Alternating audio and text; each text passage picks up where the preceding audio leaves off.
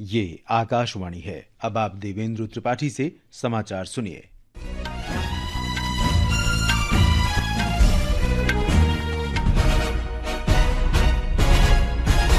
प्रधानमंत्री नरेंद्र मोदी ने देश के किसानों के कल्याण के लिए सरकार की प्रतिबद्धता दोहराई है।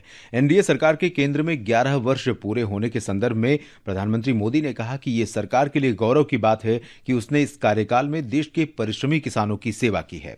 प्रधानमंत्री ने कहा कि सरकार ने मृदा स्वास्थ्य और सिंचाई जैसे मुद्दों पर विशेष ध्यान दिया, जो बहुत लाभकारी सिद्ध हुआ। प्रधानमंत्री नरेंद्र मोदी ने आज अफ्रीकी संघ के अंतर्राष्ट्रीय आपदा रोधी अवसंरचना सम्मेलन 2025 CDRI में शामिल होने पर प्रसन्नता व्यक्त की। एक वीडियो संदेश के जरिए अंतर्राष्ट्रीय आपदा रोधी अवसंरचना सम्मेलन 2025 को संबोधित करते हुए प्रधानमंत्री ने व्यवहारिक कार्यक्रमों की रूपरेखा तैयार करने और विकासशील राष्ट्रों की धन तक पहुंच सुनिश्चित करने की आवश्यकता पर बल दिया। श्री मोदी ने कहा कि विशेष ध्यान दिए जाने के हकदार और अपनी संवेदनशीलता के कारण छोटे द्वीप वाले विकासशील देशों को विशाल महासागर वाले देशों के रूप में माना जाना चाहिए।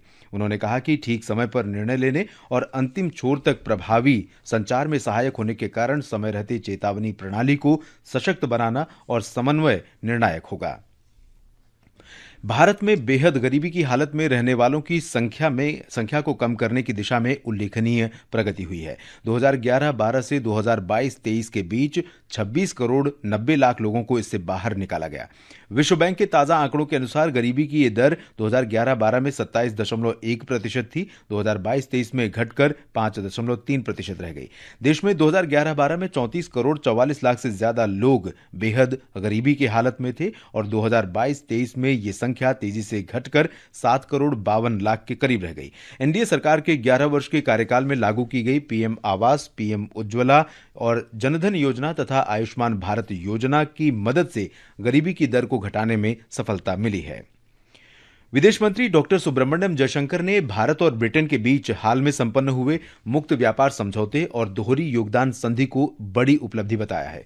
उन्होंने नई दिल्ली में ब्रिटेन के विदेश मंत्री डेविड लैमी के साथ बैठक में कहा कि इस समझौते से दोनों देशों के आपसी व्यापार और निवेश में तेजी आएगी, साथ ही आपसी संबंधों और अन्य महत्वपूर्ण पहलुओं पर भी सकारात्मक प्रभाव पड़ेगा।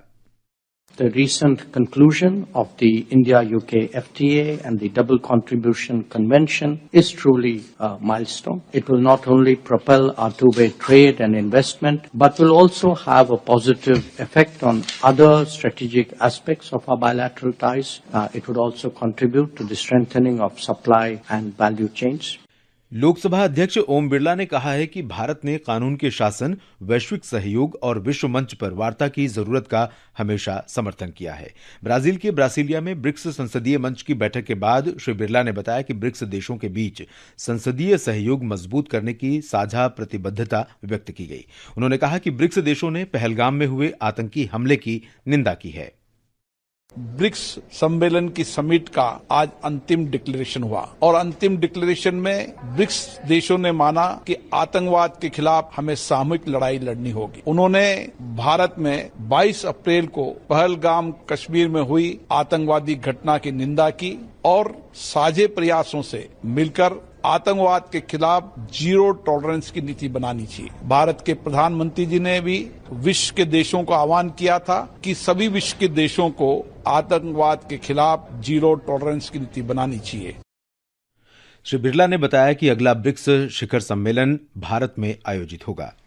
फ्रांस की एयरोस्पेस कंपनी दसां एविएशन और भारत की टाटा एडवांस्ड लिमिटेड सिस्टम ने भारत में राफेल लड़ाकू विमान के ढांचे का संयुक्त रूप से निर्माण करने पर संबंधित 4 समझौते पर हस्ताक्षर किए हैं। केंद्रीय उपभोक्ता संरक्षण प्राधिकरण की सभी ई-कॉमर्स प्लेटफॉर्म को भ्रामक और अनुचित व्यापार में शामिल न होने की सलाह दी गई है। प्राधिकरण ने एक परामर्श में कहा कि ई-कॉमर्स प्लेटफॉर्म 3 महीने के भीतर स्वयं निरीक्षण करें और अनुचित पद्धतियों का पता लगाएं। देश में आज कुर्बानी का पर्व ईद उल अजहा धार्मिक आस्था और उल्लास के साथ मनाया जा रहा है। लोगों ने आज सुबह ईदगाह और मस्जिदों में ईद की नमाज अदा की और एक दूसरे को बधाई दी। नॉर्वे के ग्रैंड मास्टर मैग्नस कार्लसन ने स्टारवेंजर में नॉर्वे शतरंज टूर्नामेंट का अपना 7वां खिताब जीत लिया है। इसके साथ ही ये समाचार बुलेटिन समाप्त हुआ।